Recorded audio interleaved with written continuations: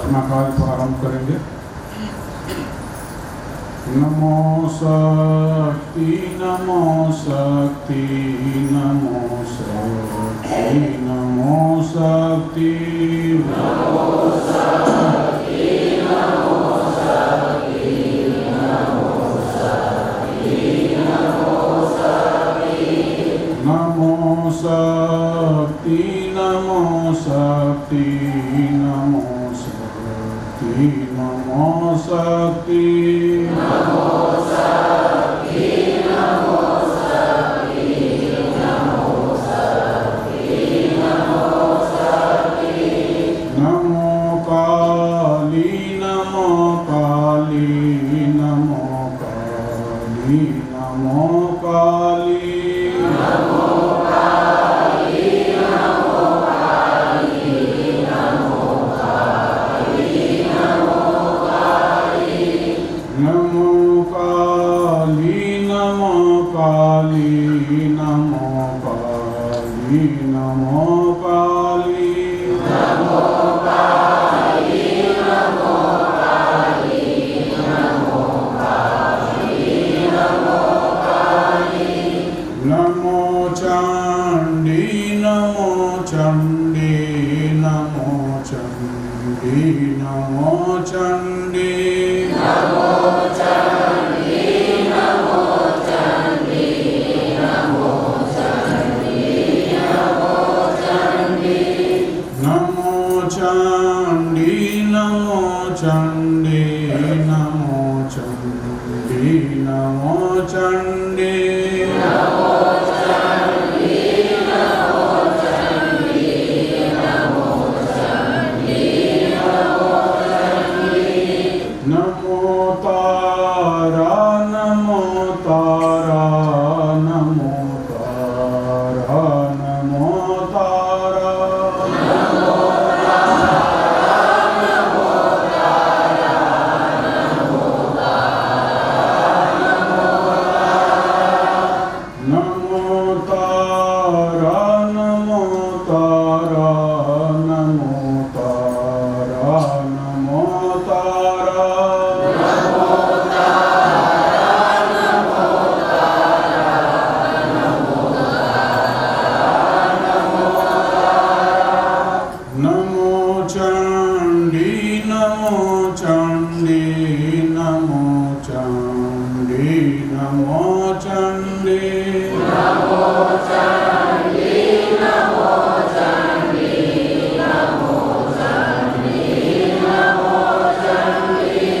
नमो चंडी नमो चंडी नमो चंडी नमो चंडी नमो चंडी नमो चंडी नमो चंडी नमो चंडी नमो चंडी नमो चंडी नमो दुर्गे नमो दुर्गे नमो दुर्गे नमो दुर्गे नमो दुर्गे नमो दुर्गे नमो दुर्गे नमो दुर्गे नमो दुर्गे नमो दुर्गे नमो दुर्गे नमो दुर्गे नमो दुर्गे नमो दुर्गे नमो दुर्गे नमो दुर्गे नमो गुरुवे नमो गुरुवे नमो गुरुवे नमो गुरुवे नमो गुरुवे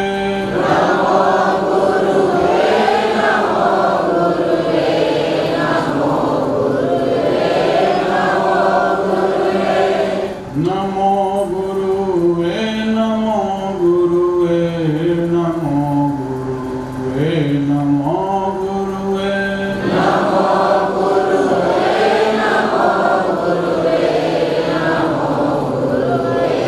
नमो गुरुवे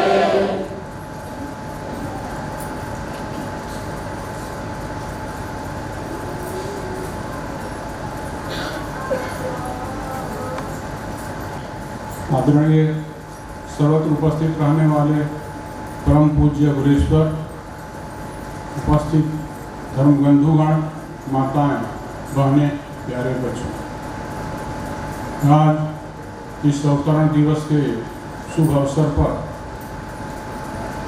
हम सभी लोग एकत्रित हैं। आप लोगों ने जैसे पूर्व के वक्ता लोगों से सुन चुके हैं उस महापुरुष जी के विचारों के बारे में। आपका जन्म 1937 में भाद्र मास के शुक्ल पक्ष के सप्तमी तिथि पर आज ही के दिन हुआ था। और आप जो है बहुत कम उम्र में 7-8 साल की उम्र रहा होगा, तभी आपको यह बोध हो गया कि यह संसार असत्य है, यह दुख से भरा हुआ है, इसको भव सागर कहते हैं, दुख का सागर। इसलिए हमें इस संसार में न फंसकर ऐसे मार्ग को ढूंढना है जिससे हम सारे दुखों का अंत कर सकें। और इसलिए उन्होंने सांसारिकता से दूर रहकर ध्यान भजन के लिए जो मार्ग होता है उस पर चल पड़े। गांव के लोगों ने पहले तो इनको गांव में ही बगीचा में झोपड़ी बना दिया, वहाँ कुछ दिनों तक किए, लेकिन वहाँ भीड़ लगने लगी, क्योंकि किसी को उस अवस्था में ही किसी को कुछ दे देते थे, उसका काम हो जाता था, उसका दुख दूर हो जाता था, तो लोग जो और भीड़ से आने लगे, तो उन्होंने उस स्थान को परित्याग कर दिया। जहाँ तहाँ कुछ वर्षों तक घूमने के बाद आप 1951 में काशी पहुँचे। वहाँ आपकी भेंट एक वृद्ध माता से हुई, जिनसे अपने पूछा उन्होंने कि किस लिए तुम आए हो। इन्होंने कहा अपना कि हमारा आगे का वही एक संकल्प है। उन्होंने कहा जाओ तुम्हारा संकल्प पूर्ण होगा, पहले गंगा जी में स्नान करो, विश्वनाथ जी का दर्शन करो, और यहाँ पर आगे एक परमहंसों का मठ है, त्रिकुंड के बारे में बताया, वहाँ जाओ। तो अग्रेसर ने वैसा ही किया, दर्शन किया विश्वनाथ जी का, उस मार्ग पर चल पड़े। फिर बाद में पीछे लौट कर देखे तो वह माता जी गायब थी। बाद में इनको आभास हुआ कि वह कौन था। वह कोई न कोई प्रत्यक्ष शक्ति थी, मां अन्नपूर्णा थी। तो वहां जाकर इन्होंने बाबा राजेश्वराम जी से दीक्षा लेकर उस आश्रम को छोड़कर साधना के लिए विंध्य की पहाड़ियों और महारौरा का श्मशान को चुना।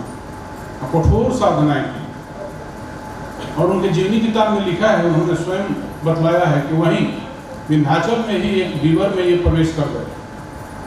किसी व्यक्ति ने संकेत किया, वहां जाने पर इनको उस माता जी का दर्शन हुआ, आत्मज्ञान हो गया, आत्मबोध।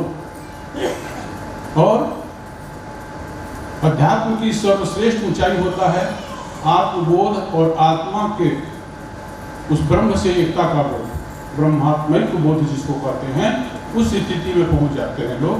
तो सर्वश्रेष्ठ स्थिति होता है। उस स्थिति को इस महापुरुष जी ने बहुत अल्प समय में ही प्राप्त कर लिया, उस कठोर साधना के बल पर। फिर आपने देखा कि इस अघोर परंपरा में बहुत बड़े परिवर्तन की आवश्यकता है, क्योंकि अघोराचार्य महाराज श्री कीनाराम जी के बाद यह परंपरा प्रायः अंतर्मुख सी हो गई थी, और उन अवघों की शक्तियों के बारे में समाज में जो फैला हुआ था उसका लाभ उठाकर कुछ गलत तत्वों ने साधु का वेश बनाकर अवघड़ का नाम लेकर समाज में गलत काम करना शुरू कर दिया, ठगी करना शुरू कर दिया, तंत्र मंत्र करना शुरू कर दिया। इससे अवघड़ समाज की प्रतिष्ठा में कमी आई। इस महापुरुष जी ने सोचा कि मैंने जो बोध किया है, मैंने जो ज्ञान हासिल किया है, यही ज्ञान है जो कि मनुष्य को सारे दुखों को समाप्त कर सकता है और संसार सागर से बाहर निकल सकता है। तो मैं अपने अनुभव और अनुभूतियों को समाज के सामने रखना चाहता हूँ सरल सहज भाषा में। इसलिए इन्होंने अपने को समाज से जोड़ दिया, और श्मशान जो विहित अघोर साधना थी उसको आश्रम विहित इन्होंने बना दिया। इसलिए लोग कहते हैं एक अवघड़ लीक से हटकर। और फिर उसके बाद धीरे धीरे समाज के लोग जुड़ते गए, भीड़ बढ़ने लगी। तो सेवा का विस्तार करने के लिए आप उन्होंने 1961 में सर्वेश्वरी समूह नामक एक संस्था की स्थापना की। उसके साथ ही साथ कुष्ठ सेवा आश्रम की स्थापना की, जैसा कि आप लोगों ने भी सुना। तो उस कुष्ठ आश्रम में, जो कि समाज से बहिष्कृत नहीं, अपने परिवार से ही बहिष्कृत होते हैं लोग, उनको उन्होंने रखना शुरू किया। समाज परिवार के लोग ही कहते थे भाई तुम दूर जाओ, क्योंकि तुमसे मुझे पकड़ सकता है। वो ऐसा घृणित रोग था, या उसको जो है लोग समाज में उतना घृणित समझते थे। लेकिन इस महापुरुष जी ने, परम पूज्य अग्रेश्वर ने, उसको अपने आश्रम में रखकर अपने हाथों से मलहम पट्टी करना शुरू कर दिया। घृणा कहा गया कि घृणा का दूसरा नाम पर्यायवाची नाम अघोर होता है, इसको कहते हैं घृणा। उसके घावों को छूना, उनके साथ बैठना, उनसे बातचीत करना, उनमें आत्मविश्वास भरना कि तुम एकदम स्वस्थ हो जाओगे। और कुष्ठ जो है मन की कुटिलता को बोले के कुष्ठ कहते हैं, न कि रोग के, इस बीमारी शरीर में जो हुए बीमारी को। तो इस प्रकार के इनके प्रयास से धीरे धीरे काफी विस्तार होने लगा और आश्रमों की संख्या बढ़ने लगी। सभी लोग जुड़ने लगे, समझ गए कि भाई क्या चीज़ है। और जैसा कभी पहले विस्तार से उन्होंने बताया, वर्मा जी ने, प्रोफेसर वर्मा ने, कि समाज में जो इस अवघड़ के प्रति विकृतियाँ फैली हुई थी, उन्होंने बाबा ने नशाखोरी को बिल्कुल यहाँ से समाप्त किया। पहले नशा का था, नशा का सेवन सिर्फ साधकों के लिए था। साधक के भय को निकालने के लिए कुछ दिनों तक उन लोग उसका सेवन कर साधना के लिए एकांत स्थान में निर्जन वन में जाते थे, तो वहाँ पर भय भी न हो, इसलिए उसका कुछ दिनों का उपयोग था। लेकिन वह धीरे धीरे विकृत रूप धारण करते गया, इसलिए उन्होंने उसको सभी जो है उस तरह की क्रियाओं को समाज से, घोर परंपरा से बाहर निकाला और एक सरल सहज मार्ग को स्थापित किया। धीरे धीरे इसके विस्तार को देखते हुए और शाखाएं बढ़ती गई। फिर बाबा ने 1984 में देखा कि भाई अब विस्तार हो रहा है, मेरा उम्र भी धीरे धीरे बढ़ते जा रहा है। इन्होंने अपने 4 उत्तराधिकारियों की घोषणा की,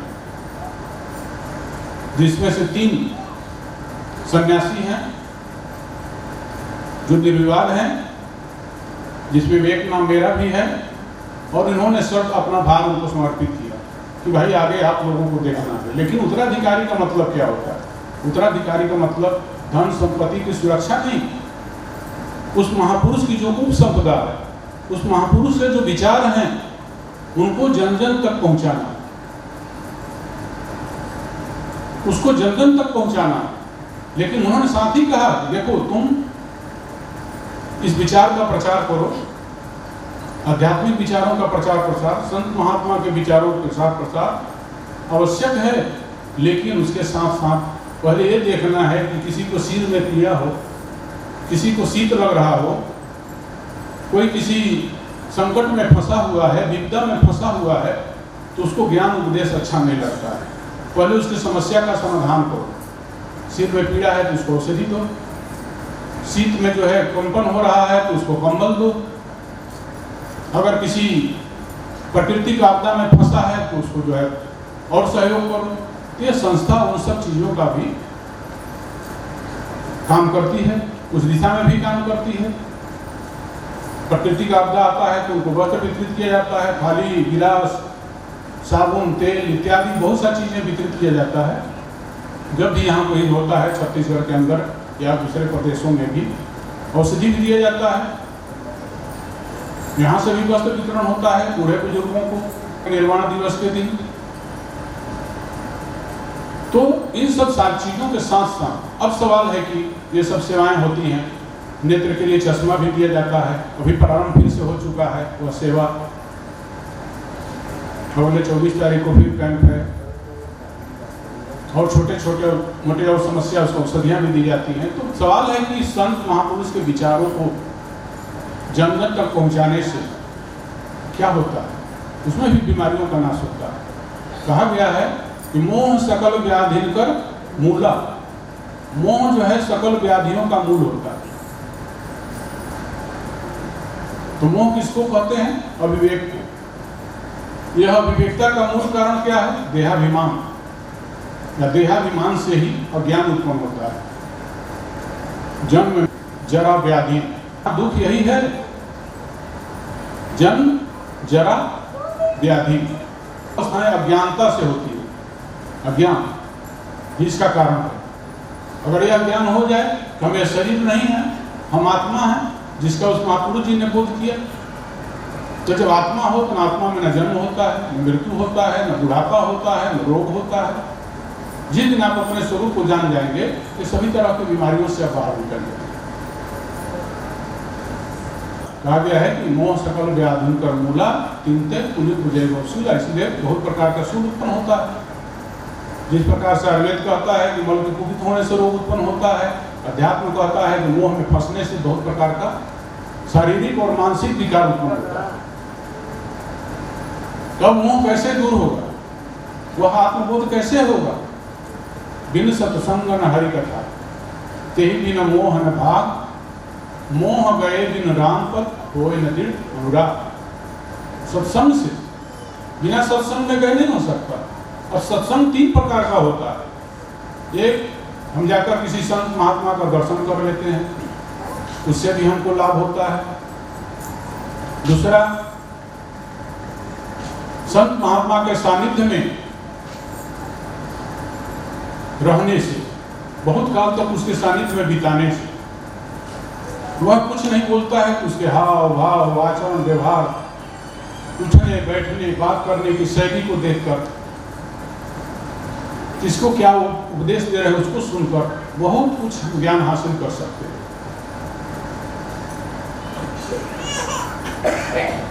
और तीसरा है कि उस महापुरुष के विचारों के, उपदेशों के सही अर्थ को समझकर अपने हृदय में धारण कर लें। तो जो उस उपदेश को सही हृदय अर्थ को सही ढंग से हृदय में धारण कर लेता है, उसका क्या होता है? हृदय की जो अज्ञान ग्रंथि है वह खुल जाती है। और अज्ञान ग्रंथि का खुल जाना ही क्या कहलाता है? मोक्ष कहलाता है। कहा गया है कि मोक्षस्य न ही वासो अस्ति न ग्रामांतर में वा अज्ञान हृदय ग्रंथि नाशो मोक्ष इति स्मृतः। देखो, मोक्ष किसी स्थान पर रखा हुआ नहीं, न ही मोक्ष को प्राप्त करने के लिए किसी ज्ञान या किसी दूसरे प्रदेश में जाने की आवश्यकता है। मोक्ष जो है, हृदय का ज्ञान ग्रंथि खुल जाना ही मोक्ष कहलाता है, अज्ञान ग्रंथि कहलाता है। अज्ञान ग्रंथि को खुल जाना ही मोक्ष कहलाता है। तो इसके लिए सत्संग में जाने से, संत महापुरुष के सानिध्य में बैठने से, उनके विचारों को सुनने से इसका ज्ञान होता है। क्या होता है उसमें जाने से? हमारे अंदर, जिसे आप जानते हैं कि रजोगुण तमोगुण सतोगुण, यह प्रकृति का है मूल तत्व। इससे जो है सृष्टि का निर्माण होता है। हर पदार्थ इसी से बना है, मनुष्य का शरीर भी इसी से बना है, ये वृक्ष लताएं भी इसी से बने। जितनी आपको दृष्टिगोचर हो रहा है, जो व्यक्त है और जो व्यक्त नहीं भी है, सूक्ष्म है। जैसे आकाश बहुत सूक्ष्म है, लेकिन वह आपको व्यक्त नजर आता है, लेकिन वह सर्वव्यापी है। तो सतोगुण, रजोगुण, तमोगुण। तो जब हमारे शरीर में सत्संग में जाने से, संत महात्मा को, महापुरुषों के सानिध्य में रहने से, समय बिताने से यह बोध हो जाता है, तो सतोगुण जो है का विकास होने लगता है। जब सतोगुण विकसित होने लगता है, रजोगुण और तमोगुण दब जाता है, तब क्या होता है? तो हमारा अंतःकरण पवित्र होने लगता है, हमको सत्य का बोध होने लगता है, हमारे चित्त की वृत्तियां शांत होने लगती हैं। तो चित्त की वृत्ति जब शांत होती है, तब हमें शांति की अनुभूति होती है। यही सत्संग में भी जाने से हमारे चित्त की वृत्तियां शांत हो जाती हैं। रजोगुण कैसे बढ़ता है? इसी तरह से बढ़ता है। और तमोगुण की प्रबलता हो गई, सत्वगुण और तमोगुण कम हो गया, रजोगुण बढ़ गया। तो रजोगुण की प्रबलता होने से फिर क्या होता है? अंतःकरण में लोभ जागृत हो जाता है। लोभ, अब लोभ के वशीभूत होकर, लालच के वशीभूत होकर मनुष्य को बहुत तरह के गलत कृत्यों में जाना पड़ जाता है। वह ढकेल कर ले जाता है, गलत करने के लिए विवश करता है। तमोगुण की प्रबलता होने से जब सत्वगुण रजोगुण कम हो गया तो निद्रा होता है, आलस्य होता है, स्मृति भ्रंश आदि विकार हमारे शरीर में उत्पन्न होने लगते हैं। तो रजोगुण की प्रधानता हमें क्या करता है, सतोगुण की प्रधानता हमें क्या करता है, हमको प्रकृति और पुरुष की भिन्नता का ज्ञान कराता है। प्रकृति और पुरुष, पुरुष मतलब ईश्वर जो आत्मा जो अपने अंदर में है, चेतन, और प्रकृति, प्रकृति का अंश यह शरीर है, प्रकृति का अंश यह सब व्यक्त है जिसे हम देख रहे हैं, और वह आत्मा अव्यक्त होता है, बहुत सूक्ष्म होता है। तीन गुणों के विकास से, और ये गुण प्रायः सृष्टि के सभी चीजों में है, कोई भी ऐसा नहीं है जो सिर्फ सतोगुण से बना हो, या कोई ऐसा पदार्थ नहीं हो जो सिर्फ तमोगुण से बना हो या रजोगुण से बना हो, ऐसा कोई पदार्थ नहीं। ये सभी पदार्थों में है और इनके अंदर में सदैव ही एक संघर्ष चलते रहता है, संघर्ष चलता है, एक दूसरे को पछाड़ने की प्रक्रिया चलते रहती है। वह उसको दबाना चाहता है, वो उसको दबाना चाहता है, उसको दबाना चाहता है। अब संगति से आपको इसका लाभ मिलता है। आप अच्छी संगति में जाते हैं तो आपके अंदर के अच्छे गुण जो है सतोगुण वह बढ़ने लगता है। आप गलत संगति में जाते हैं तो आपका रजोगुण या तमोगुण बढ़ने लगता है, तो उसके विकार फिर आपके ऊपर हावी होने लगते हैं। इसलिए मनुष्य समझ नहीं पाता है, कभी हमारे अंदर में अच्छी विचार का जो है चिंतन चलने लगता है, कभी बुरे विचारों का चिंतन चलने लगता है। तो अच्छे और बुरे विचार इसीलिए होते हैं कि हमारे गुणों का जो है उसमें परिवर्तन होता है। इसलिए हमें अच्छे विचारों का चिंतन करके, अच्छे साहित्यों का अध्ययन करके अपने अंतःकरण को सतोगुण बढ़ाकर निर्मल करने की कोशिश करना है, और वही निर्मलता मनुष्य के लिए मुक्ति का साधन बनता है। जब तक हमको यह ज्ञान प्राप्त नहीं होगा, जब तक ज्ञान नहीं होगा तब तक मुक्ति नहीं है। ज्ञान से ही मुक्ति होता है। तो हम किसी के कर्म को किसी भी अर्थ में जब अच्छा या बुरा समझते हैं, लेकिन वह अच्छापन या बुरापन यथार्थ में किसी कर्म में नहीं होता है। वह कर्म करने वाले की बुद्धि पर निर्भर करता है। इसलिए इन कर्मों से बुरेपन को हटाना है तो कर्ता को अपने मन और बुद्धि को पवित्र बनाना पड़ेगा, शुद्ध रखना पड़ेगा। मन एवं मनुष्याणाम कारणम बंध मोक्षय, कहा गया है कि मन ही मनुष्य के बंधन और मोक्ष का कारण है। जब मन विषयासक्त होता है तो बंधन होता है। मन जब निष्काम होता है, निर्विषय होता है, अर्थात निसंग होता है, तो वह मुक्ति प्राप्त होता है। तो इसलिए यह हमारा कर्तव्य बनता है कि हम इंद्रियों के निग्रह के द्वारा अपने बुद्धि को स्थिर और शुद्ध रखें। इंद्रिय निग्रह द्वारा अपने बुद्धि को स्थिर और शुद्ध रखना चाहिए।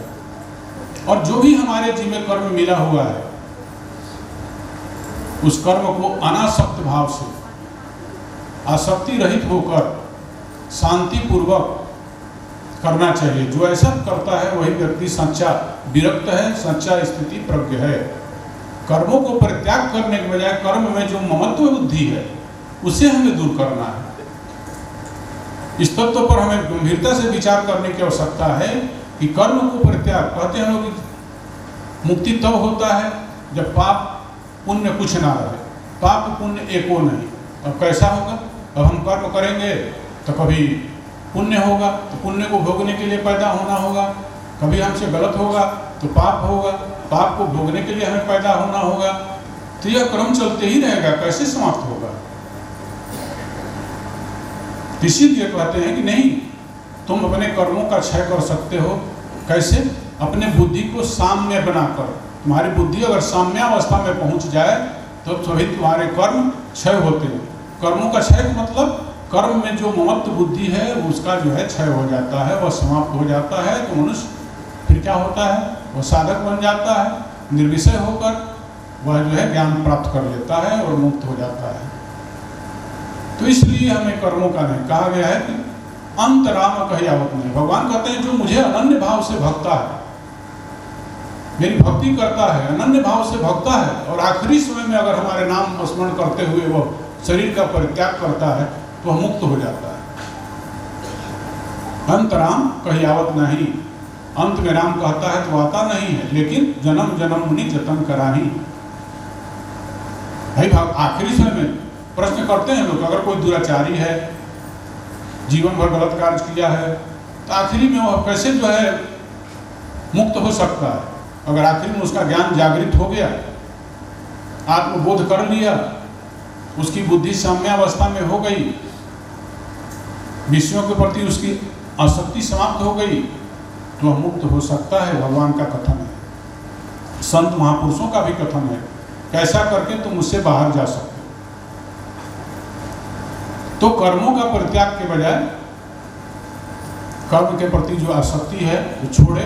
लेकिन ये बात सत्य है कि हमको अभ्यास करना चाहिए, इसके लिए अभ्यास की आवश्यकता है। बिना अभ्यास के न वह ममता छूटता है, न बिना अभ्यास के वह ज्ञान जागृत होता है। सिर्फ महापुरुष के संगति में जाकर के ही ज्ञान प्राप्त कर सकते हैं, लेकिन महापुरुषों के संगति में जाकर बिताना, त्याग तपस्या करना बहुत सरल नहीं होता है। वहां पर रहना, क्या काम करना पड़ेगा। एक उपनिषद का कथा है कि सत्यकाम को एक बार भावना हुई, वो अभी बहुत छोटा ही उम्र का था, कि मैं ब्रह्मचारी बनकर के जो ज्ञान हासिल करूंगा। वो अपने माँ से छुट्टी मांग ली। उसका माँ का नाम जवाल था, उसके पिता नहीं थे। वो एक ऋषि के आश्रम में गए, गौतम ऋषि के आश्रम में। उन्होंने जाकर वहाँ अपना याचना किया सत्यकाम ने कि मुझे आप ब्रह्मचारी बना लीजिए, मुझे ज्ञान उपदेश दे दीजिए, मुझे ज्ञान की प्राप्ति करा दीजिए महोदय जी। तो उन्होंने नाम गोत्र पूछकर उसको दीक्षा दे दिया, और आश्रम की 400 गौएं जो सबसे कमजोर थी, जीर्ण शीर्ण थी, उसको चराने के लिए दे दिया। ले जाओ इसको, 1000 हो जाए तो वापस आना। वह बड़े प्रेम से लेकर चला गया जंगल में चराने के लिए। वह जंगल में चराने लगा और गौओं को छोड़ देता था। वह ध्यान धारणा करता था, साधना करता था, जो मंत्र मिला था उसका अभ्यास करता था। इस प्रकार से वह बहुत उस अवस्था में पहुंच गया था कि भूल गया था कि हम क्या करने आए हैं, यहाँ गौएं कितना हुई नहीं हुई, और इतना साधना में रत हो गया, मस्त रहता था उसमें। एक दिन उसमें से एक वृक्ष ने, एक सांड ने उसको कहा कि अरे सत्यकाम, हम लोग 1000 हो चुके हैं, गुरु के आश्रम में चलना चाहिए, लेकिन तुम एक उपदेश मेरे से ग्रहण करो। एक दिन उसने उपदेश दे दिया। फिर वहाँ से गौएं लेकर चला, रास्ता में एक जगह रुका, अग्नि जलाया तो वहाँ अग्नि ने उपदेश कर दिया। फिर आगे चला तो एक हंस ने उपदेश कर दिया जहाँ रात्रि विश्राम किया। एक कुकुट ने उपदेश कर दिया। जब आखिरी दिन जब अपने गुरु आश्रम में पहुंचा तो जो शेष बचा था, बहुत कुछ ज्ञान हासिल कर लिया था, जो शेष बचा था उसको गुरु जी ने दे दिया। इस घटना से आप लोग क्या समझे? यह भी एक साधना, जो महापुरुष कहते हैं, चाहे आश्रम में झाड़ू लगाने की बात हो, कि आश्रम में जो है गौ सेवा करने की बात हो, कि आश्रम में भोजन बनाने की बात हो, कि आश्रम में खेत खलिहान में काम करने की बात हो, कि बाग बगीचा लगाने की बात हो, जो वह कहते हैं उसको तुम ईमानदारी से अगर कर रहे हो बंधु, तो उसी में आपको ज्ञान प्राप्त हो जाएगा। यह इस घटना होता है। तो ऐसे ही मुझे भी इस महापुरुष के सानिध्य में लगभग 11-12 वर्षों तक रहने का सौभाग्य प्राप्त हुआ है। सोगड़ा आश्रम में स्नेह भी मिला, प्रेम भी मिला, और बहुत सी जिम्मेदारियां भी मिली करने के लिए। डांट और फटकार भी मिला, वह भी एक तपस्या का अंग है। ऐसा नहीं है संत के साथ रहोगे तो डांट फटकार भी खाना पड़ता है। अब जो डांट फटकार खा करके झोला उठाकर चल दिया तो वह अधूरा ही ज्ञान लेकर घूमते रह जाएगा। जब सबके बाद भी वहां टिका रहा, वहां टिका रहे, जो भी आदेश हुआ उसका पालन करते रहो। तो क्या करता है गुरु? जिस प्रकार से कुम्हार क्या करता है, मिट्टी को खूब रौंदता है, पानी डालकर खूब रौंदता है, मतलब उसको लचीला बनाता है। उसका भाव क्या है कि हम जो बर्तन बनाएं यह इतना सुंदर हो, यह इतना आकर्षक हो कि जिस बाजार में जाए इसका सबसे ज़्यादा मूल्य इसी का आंका जाए, यह भाव है। इसी तरह से गुरु भी शिष्य को रौंदता है ताकि इसका अहंकार समाप्त हो जाए, इसमें विनम्रता जागृत हो जाए। उस मट्टी की तरफ पूरा रगड़ता है और उस रगड़ने से निकल के भाग गए तो बंधु गए, और रगड़ाते रहो तो इतना विनम्र और मुलायम बन जाओगे और इतना तुम्हें अंदर से आनंद की अनुभूति होने लगेगी, तुम्हारे सारे विकार विकृतियां बाहर निकल जाती हैं उस रगड़ में। अच्छा ही तो रगड़ करके जो है सोने को तपा करके उसकी गंदगी को बाहर निकाला जाता है मेहंदी को रगड़ करके उसके अंदर के रंग को निकाला जाता है। जैसे उन्होंने कहा कि चंदन को घीस करके किसी का तिलक लगाने का सौभाग्य प्राप्त होता है। तो इस अभ्यास को करते करते मनुष्य जो है परिपक्व हो जाता है। तब महापुरुष देख लेते हैं कि अब इसमें परिपक्वता आ गया, तब वह ज्ञान देता है। महापुरुषों के सानिध्य में रहने से ही ज्ञान मिलता है, किताबों को पढ़ने से ज्ञान नहीं मिलता है। हम महापुरुष जन के सानिध्य में रहोगे, उनकी परीक्षा में आप सफल हो गए, आपका विवेक, आपका वैराग्य, आपकी मुमुक्षुता अगर प्रबल है तो आपको अवश्य ही मिलेगा। जैसे नचिकेता मृत्युदेव के पास चला गया, उन्होंने कहा 3 वर मांगो, तो 2 वर तो मांग लिया, एक अपने पिता की खुशी के लिए, एक स्वर्ग के लिए, लेकिन तीसरा वर मांगो कहे तो उसने कहा कि आत्मज्ञान बतला लो, क्योंकि आप मृत्यु के देवता हैं। मरने के बाद इस आत्मा का क्या होता है, आत्मा के बारे में आपको तो विशेष ज्ञान होगा, आपने यह बतलाई। लेकिन जमराज जी को यह बहुत आश्चर्य हुआ, कितना छोटा बालक इस तरह की ज्ञान की आकांक्षा कर रहा है। तो पहले तो उन्होंने उसे डराया, कहे तुम इसको लेकर क्या करोगे, यह तो बहुत गूढ़ है, बहुत सूक्ष्म है, बड़े बड़े लोग भी, ऋषि मुनि विद्वान लोग भी अभ्यास किए, इसमें विफल हो गए, तुम इसको छोड़ दो, इस वर को वापस ले लो, दूसरा वर मांग लो। लेकिन उसने कहा कि नहीं, जब यह सूक्ष्म है, गूढ़ है, तो गूढ़ रहस्य को जानने वाला तो कोई महापुरुष ही हमें ज्ञान दे सकता है, तो आपके जैसा और कहाँ हम खोजेंगे महापुरुष। इसलिए हमें तो अब इसी जो है वर को आप दीजिए। और फिर उसको उन्होंने बहुत प्रलोभन दिया, तुम 100 वर्ष जीवन जीने वाले पुत्र पौत्र ले लो, लंबी आयु ले लो, इस भूमंडल का राज्य ले लो, धन संपत्ति ले लो, अच्छी अच्छी स्त्रियां ले लो, जो सुख भोग का साधन होता है, सब कुछ उन्होंने उसको प्रलोभन दिया। लेकिन उसने डिगा नहीं, कहा नहीं, ये सब कुछ नहीं, यह सब तो क्षणिक है, ये तो हम भी जानते हैं, तो आज हमारे साथ रहेगा, कल नहीं रहेगा। जो सत्य है, जिसे हम पाकर चिरस्थायी आनंद प्राप्त कर सकते हैं, उससे हमको विचलित करने की आप कोशिश कर रहे हैं आचार्य, इसलिए मुझे तो यही वर चाहिए। उसकी दृढ़ता को देखकर, और गुरु का काम भी होता है कि शिष्य को दृढ़ करे, जिस तरह से खंभे को हिला हिला करके देखा जाता है। अब उन्होंने उसकी वैराग्य और विवेक का परीक्षा कर लिया कि हाँ मुमुक्षु है या जानना चाहता है, इसमें लगन है सत्य के प्रति। अब उन्होंने उसे ज्ञान दिया। इसी प्रकार से महापुरुषों के साथ भी रहने पर यही होता है कि वहां पर हमें भी उस तरह की व्यवस्थाओं से गुजरना पड़ता है, उनकी परीक्षाओं से गुजरना पड़ता है, परीक्षा देना पड़ता है। इसीलिए किसी महापुरुष के पास बहुत से शिष्य रहते हैं, लेकिन ज्ञान सबको प्राप्त नहीं हो पाता है। जो उसमें लगा रहता है, जिसमें लगन रहता है, विवेक है, वैराग्य है, जो धन संपत्ति के प्रति मोह हो गया कि नहीं हमको धन संपत्ति चाहिए, उतना कह दिया कि ये ले लो, वो ले लो, कहा ठीक है महाराज दे दीजिए, अगले जन्म में फिर तपस्या करके देख लेंगे, अभी तो मनुष्य जीवन का आनंद ले लें। अरे मनुष्य जीवन का आनंद धन संपत्ति नहीं है, मनुष्य जीवन का आनंद आत्मानंद है, जो अंदर में आनंद है। इसीलिए बार बार ये महापुरुष कहते हैं कि तुम पूजा किसकी करोगे, पूजा अपनी करो, पूजा तुम अपनी करो, पूर्णता को प्राप्त करोगे। क्यों कहते हैं? क्योंकि मन और दिल यह मंदिर है और इसमें देवता है।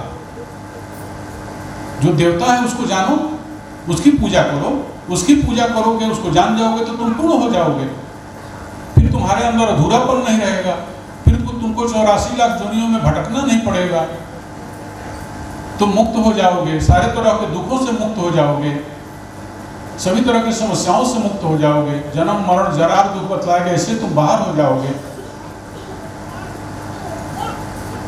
तब फिर दूसरी चीज की क्या जरूरत है? तो इसीलिए कहते हैं अपनी पूजा करो, तुम अपने अंदर में जो वह देवता है, जो तुम्हारा आत्मा है, आत्मदेव जिसको कहते हैं, उसको जानने की कोशिश करो, उसके लिए प्रयास करो। तुम कहीं शांत और एकांत में बैठ करके प्रयास करो, वही पूजा तुम्हें पूर्णता तक पहुंचाएगी। नहीं तो मनुष्य में क्या अंतर है? मनुष्य तो सब है, सकल सूरत में एक समान दिखते हैं, लेकिन जो संघर्ष करता है, जो त्याग करता है, तपस्या करता है, उसके अंदर की बुराइयां दूर होती है। वो बाहर से देखने में समझ में नहीं आता है। इसीलिए यहाँ एक वाणी है उस महापुरुष जी का कि लोढ़ा करे बड़ाई कि हम हूँ शिव के भाई। और लोढ़ा कहता है कि हम भी शंकर जी के भाई हैं, क्योंकि हम लोग एक ही खदान से दोनों लोग निकले थे। वहीं से पत्थर ला के एक कलाकार ने गढ़ के शंकर जी बनाते, तो उनके ऊपर तो भैया तुम फूल पत्ती चढ़ाते हो, आदर देते हो, माथा टेकते हो, और उसी खदान से ला के एक कलाकार ने मेरे को सिरबटा बना दिया, जो आजकल लोग नहीं जानते हैं, घरों में नहीं होता है, पहले होता था, अब मिक्सी आ गया। तो तुम हमसे मिर्चा मसाला रगड़ते हो, ऐसा क्यों दुर्व्यवहार करते हो भाई? मेरे पर भी तो दया करो। तो यही है कि वो शंकर जी बनाने में बहुत बारीकी से छीला, रगड़ा। तुम तो भाई लाकर पत्थर ऐसे ही थोड़ा मोड़ा छील काट के रख दिया, तो उनको उतना कष्ट सहना पड़ा है, संघर्ष किया है, दुख और विपत्ति को सहा है, और सब परिस्थितियों को झेल कर उस रूप में अपने को ढाल दिए, तब उसकी पूजा उपासना होती है। फिर उसमें किसी गुरुजनों ने, किसी विद्वानों ने, संत महात्माओं ने प्राण प्रतिष्ठा कर दिया है, तो उसकी महत्ता बढ़ गई और उसकी पूजा उपासना होने लगी। अब तुमको तो इसीलिए गढ़ा गया है। इसी प्रकार से हम लोग एक ही खदान से सभी मनुष्य निकलते हैं। वह प्रकृति या पर प्रकृति कहिए, ब्रह्म कहिए, क्योंकि प्रकृति जो है उस ईश्वर की माया होती है, ब्रह्म की माया होती है। यह अपना कोई महत्व अलग से नहीं रखता है, यह जड़ होता है। चेतन तो सिर्फ एक है, वह ब्रह्म है, वह आदि शक्ति है, जो इस नाम से भी गुजारी, उसको पुकार सकते हैं। वह एक है, वह ब्रह्म है। उसी से सारी सृष्टि का निर्माण हुआ है, प्रकृति के माध्यम से। प्रकृति सामग्री है। तो इस प्रकार से देखने में तो सब समान है, लेकिन जो मनुष्य त्याग करता है, तपस्या करता है, साधना करता है, मंत्र जाप करता है, महापुरुषों के सानिध्य में रहता है, महापुरुषों की बातें उसको सुहाती हैं। संत महापुरुष की बात भी आपको अच्छा लगना चाहिए। अगर किसी के संत की बात सुनने से आपको कड़वा लगता है, तो समझिए संत के वाणी में नहीं, आपके अंदर में विकार है। जैसे मिश्री मीठा होता है, लेकिन किसी को कड़वा लग रहा है, कड़वा लग रहा है तो क्या समझा जाए? वह उसके अंदर में पीत बढ़ गया है। पीत बढ़ने से मिश्री कड़वा लगने लगता है। मिश्री का स्वभाव तो मीठा है। संत की वाणी तो शीतल है, शीतलता प्रदान करने वाली है, फिर भी हमको बुरा लग रहा है, अच्छा नहीं लग रहा है, तो हमारे अंदर में दोष है। अब उस दोष को कैसे दूर करें? उस दोष को हम कैसे दूर करें? तो वह कहता है पीत वाला कि हम भाई हमारा तो पीत तो बता दिया। वैद्य के पास पूछा कि हमको मिश्री कड़वा क्यों लगता है महाराज? सब लोग तो कहते हैं मीठा लगता है। बोले तुम्हारा पीत बढ़ गया। तो बोले इसका उपाय? तो बोले इसी को खाते रहो, जो कड़वा लगा है उसी को खाते रहो, यही तुम्हारे पीत को समन भी करेगा, शांत करेगा। तो मतलब जब आप संत की वाणी आपको कड़वा लग रहा है तो उसी को सुनते रहो, उसी का सुनने का बार बार अभ्यास करो, संगति करो। एक घड़ी आधो घड़ी आधो में पुनियाद, तुलसी संगति साधु के कटाई कोटि अपराध। उसको सुनते रहो। सुनते सुनते सुनते जिस दिन तुमको उसकी वाणी अच्छा लगने लगे तो समझना अब हमारा विकार दूर हो गया है। अब हम सही जगह में पहुंचने वाले हैं, सही अवस्था में पहुंचने वाले हैं। अब हमारी बुद्धि शुद्ध होने वाली है, साम्यावस्था में जाने वाली है। अब हमारे मन के विकार दूर होकर निर्विकार निसंग होने वाला है। सात्विक गुणों का विकास होने वाला है। तब फिर आपको उसकी भिन्नता का ज्ञान हो जाएगा कि यह शरीर भिन्न है और इसके अंदर में जो वह आत्मा है, चेतन है, पुरुष है, वह भिन्न है और वही मैं हूँ।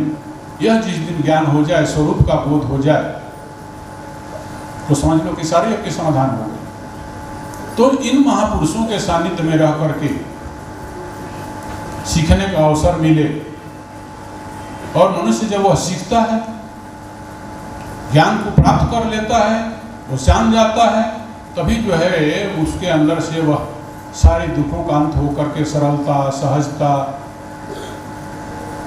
उसके अंदर जो धीरे धीरे भरने लगता है, और फिर सरल स्वभाव मन कुटिलाई, यथा लाभ संतोष सदाई, उसमें चला जाता है।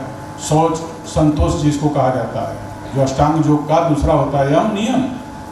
यम नियम मनुष्य नहीं करता है, यम नियम होता है, फिर आसन होता है, फिर प्राणायाम होता है, फिर प्रत्याहार होता है, फिर धारणा होता है, फिर ध्यान होता है, फिर समाधि होता है। 8 अंग ही है। लेकिन मनुष्य क्या करता है, यम और नियम नहीं करके सीधे आसन लगा लेता है। तो यम नियम नहीं करेंगे। यम का मतलब क्या है? सत्य, अहिंसा, अस्तेय, ब्रह्मचर्य और अपरिग्रह, यह यम है। नियम के क्या है? शौच, संतोष, तप, स्वाध्याय और ईश्वर प्रणिधान। तो शौच, संतोष, शौच माने पवित्रता। पवित्रता मतलब वस्त्र की पवित्रता नहीं, बाहर हमारे शरीर की पवित्रता नहीं कि खूब शरीर को जो है धो लिया, अच्छा वस्त्र पहन लिया, इत्र लगा लिया, जैसे तो सब राजनीति में चलता है, अच्छे अच्छे वस्त्र पहन लिए लेकिन अंदर में कचरा भरा है। वह तो लोगों को बांटने का काम करते हैं, जोड़ने की जगह में तोड़ने का काम करते हैं। कुर्सी को लेने के लिए चाहे किसी स्थिति तक गिरना पड़े, वो गिरने के लिए तैयार हैं। आप में विघटन डालने के लिए तैयार हैं, किसी तरह का विघटन। तो वह नहीं कहते हैं, मन मलिन तब सुंदर कैसे, विसरस भरा कनक घट जैसे।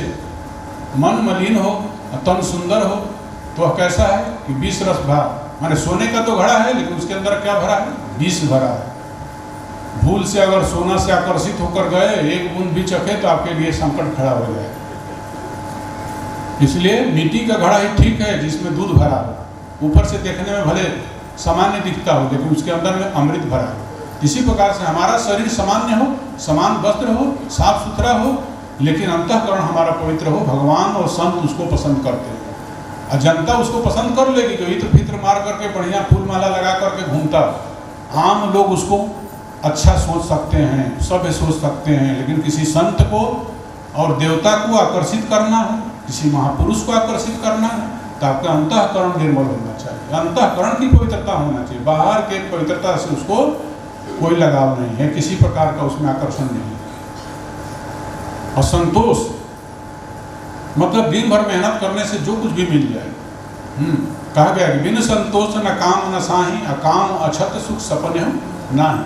बिना संतोष के कामनाओं का अंत नहीं हो सकता है, क्योंकि आप जितना बढ़ाते जाओगे बढ़ाते जाओगे बढ़ाते जाओगे, भाई खाना है 4 रोटी, आपको मिल गया 4 रोटी, अरे 8 रोटी मिल गया, ठीक है, दूसरे को भी बांटने के लिए हो गया, आप उसमें संतुष्ट हो जाइए। दिन भर जो मैं मेहनत किया, जो कुछ मिल गया परमात्मा की कृपा से, उसमें हम संतुष्ट रहेंगे।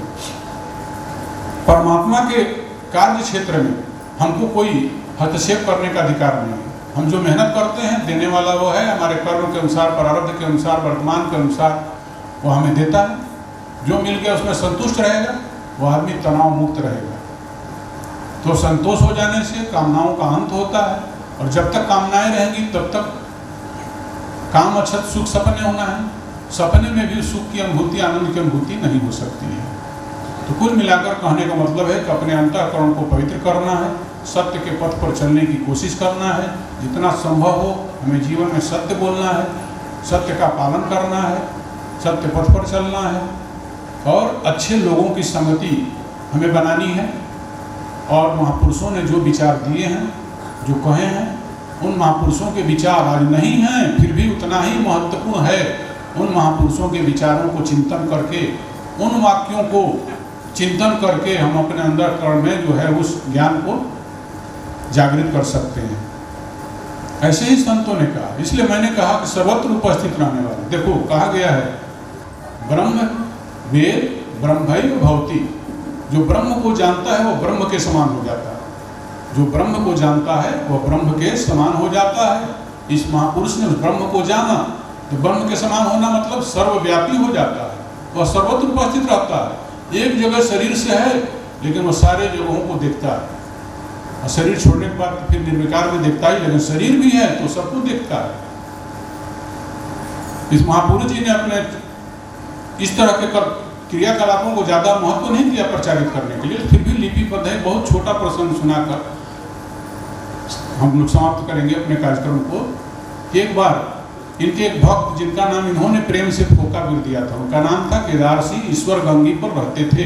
वहाँ के सम्मानित व्यक्ति थे बनारस में, ईश्वर गंगी। उन्होंने एक किताब लिखा ओढ़ की गठरी, उसमें इन्होंने पसंद दिया है कि मैं बनारस में अपने कमरे में रात में सोया था और इस महापुरुष जी ने, अघोरेश्वर जी ने अपना उस साधना को पूर्ण करने पर ज्ञान हासिल करके, उस समय 61 के पहले आश्रम नहीं बनाए थे, तब जो है गंगा जी में एक बाजड़े पर रहते थे। बाजड़ा मतलब जो नाव ऊपर से छाया हुआ रहता है, जिसमें आदमी आसानी से रह सकता है, उसी में रहते थे, काशी में ही। इस महापुरुष जी के पास मिलते जुलते थे। एक दिन अपने कमरे में सोए थे, रात में उनको याद आया कि मैं तो इधर अपना पैर करके सोया हूँ, इधर तो जो है हमारे गुरु जी हैं, नाव में हैं, उधर से उधर पैर कर लिए। फिर उधर पैर किए तो बोले इधर तो विश्वनाथ जी हैं, ये तो बड़ा गड़बड़ हो गया, उधर कर लिए। तो कहीं इधर तो संकट मोचन हनुमान जी हैं। तो इस तरह से 4-6 राउंड घुमाते घुमाते फिर उनको नींद आ गई, सो गए। सुबह जब मिलने गए नाव पर, तो उनको मिलते के साथ कहे, अरे क्या हो, रात भर खटिया कहे घुमा रहे थे आप इधर उधर? तो बोले अरे हम खटिया घुमा रहे थे, आप कैसे वहाँ बैठे बैठे जटायु से दृष्टि देख रहे थे हमको? तो ये है सर्वत्र उपस्थित रहने का प्रमाण। वह व्यक्ति अपने कमरे में कर रहा है, किसी से शेयर नहीं किया, कोई नहीं जानता है, और वहाँ महापुरुष बैठा हुआ उसको जानता है कि तुम क्या कर रहे हो। फिर बताए कि देखो सर्वव्यापी है वह, तुम अपने माँ के गोद में हो तो किधरों पैर करो, इधर करो चाहे उधर करो, वो किधर नहीं है, वह तो सर्वत्र व्याप्त है। हरि व्यापक सर्वत्र समाना, प्रेम से प्रकट होई में जाना, वह तो सर्वव्यापी देवता है जिसको तुम उपासना करते हो। तुम जो है उसको साकार रूप में देखकर पैर घुमाते रहोगे तो नहीं होगा। सोचो कि जिधर भी हमारा पैर रहेगा उसी के गोद में रहेगा। मैं उसके गोद में हूँ, गोद में बच्चे का पाँव चाहे माँ के सिर तरफ हो जाए, चाहे माँ के पैर तरफ हो जाए, चाहे किधर हो जाए, कोई अंतर नहीं पड़ता है। उस बाल्य भाव में जाकर तुम अगर रहोगे तो यह है ऐसे। इसलिए मैंने कहा सर्वत्र उपस्थित रहने वाले उस अघोरेश्वर को मैं नमन करता हूँ। सर्वत्र उपस्थित रहने वाले उस महापुरुष जी के विचार और वाणियाँ आज भी उतनी प्रासंगिक है जितना उस समय थी। इसलिए उन वाणी और विचारों का अध्ययन करके और अपने जीवन में उतार कर उनके उपदेशों पर सच्चे अर्थों को हम धारण करेंगे तो हमारे अज्ञान की ग्रंथि खुलेगी, सत्य का बोध होगा। जब सत्य का बोध होगा, स्वरूप का बोध होगा, तभी मनुष्य की मुक्ति मिलेगी। अन्यथा मुक्ति का और कोई साधन नहीं है, ज्ञान ही मुक्ति है। लोग कहते हैं कि अरे यहाँ से जाने के बाद होगा, तो इसीलिए हमें अभ्यास करना है। प्रतिदिन क्यों अभ्यास करना है कि धीरे धीरे अभ्यास करो, अपने इंद्रियों को निग्रह करने के अभ्यास करो, थोड़ा सुबह भजन करो, थोड़ा शाम के भजन करिए, थोड़ा आध्यात्मिक किताब पढ़िए, थोड़ा सत्संग में जाइए। तो ऐसे अभ्यास करते करते होगा, एक दिन में वह ज्ञान नहीं होता है। इसीलिए मरने के समय हम दिन भर दुराचार करें, जीवन भर करें, और मरते समय सोचेगा मुक्ति मिल जाएगा, तो नहीं मिलेगा। सही बात है। यह तो बिरले किसी किसी को हो जाता है कि आखिरी समय में उसको ज्ञान जागृत हो गया। जैसे एक है कथा आता है कि भाई उसने जो है अपने लड़के का नाम नारायण रख दिया था, और आखिरी में नारायण नारायण चिल्लाने लगा जब जमराज के दूध लेने के लिए आए, जबकि उनके जीवन का इतिहास अच्छा नहीं रहा।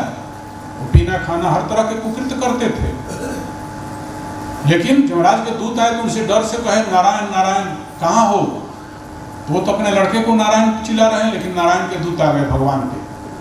बोले हाँ हम लोग भाई तुम्हारी सुरक्षा के लिए आ गए। जमराज के दूत कहे कि इसको तो हम ले जाएंगे, यह तो जीवन भर महाराज दुष्कर्म किया। अरे बोले अंत में तो नारायण भजा है। बोले ना ये अपने लड़के को बुला रहा था। बोले हम नहीं जानते, हमारे भाई आदेश है स्वामी का कि तुम इसको बचाओ, अभी तुम उसको छोड़ो। वो छोड़कर चले गए तो उसको ज्ञान जागृत हो गया।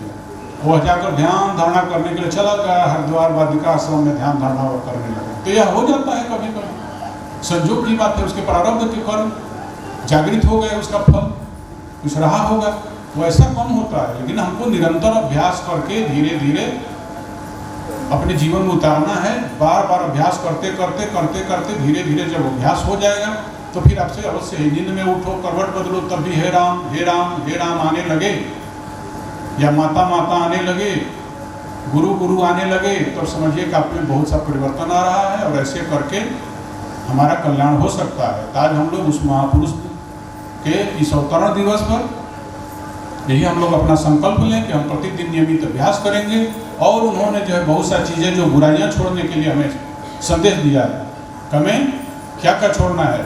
जुआ नहीं करना चाहिए आदमी को, असहायों की सेवा करना चाहिए, नशाखोरी नहीं, नशाखोरी से दूर रहना चाहिए, सत्य बोलना चाहिए, कोई गलत कार्य नहीं करना चाहिए, गलत संगति में नहीं फंसना चाहिए। कम से कम इतना संकल्प आपको लेना है कि हम नशा से दूर रहेंगे, जुआ सट्टा से दूर रहेंगे, जीवन में सत्य बोलने की कोशिश करेंगे और अच्छे लोगों की संगति में, अच्छे साहित्यों की संगति में रहने की कोशिश करेंगे। विचारों के साथ अपने वाणी को विराम देता हूँ। आप लोगों में बैठे हुए उस ईश्वर को और ईश्वर को प्रणाम करता हूँ। छोटे से कीर्तन के साथ हम लोग कार्यक्रम समाप्त करेंगे। स्वात्मा राम आत्मा राम आत्मा राम आत्मा राम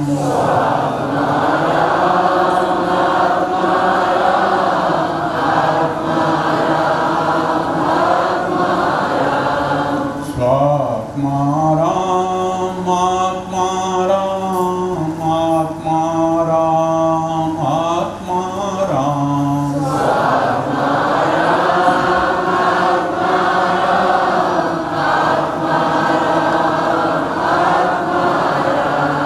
स्वात्मा राम आत्मा राम आत्मा राम आत्मा राम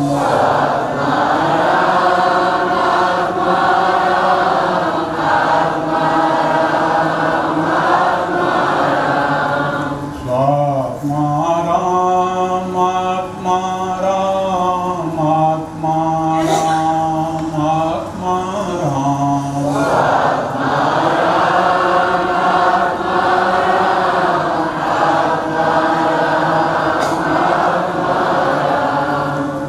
स्वात्मा राम आत्मा राम आत्मा राम आत्मा राम स्वात्मा राम आत्मा राम आत्मा राम आत्मा राम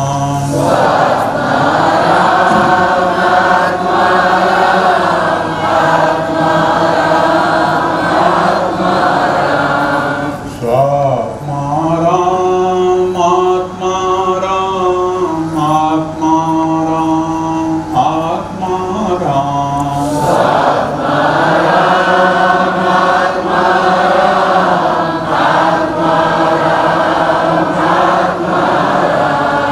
स्वात्मा राम आत्मा राम आत्मा राम आत्मा राम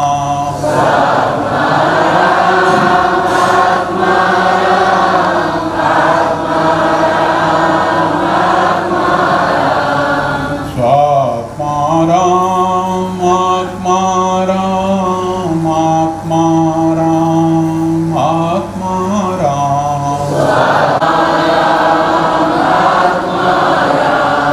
स्वात्मा राम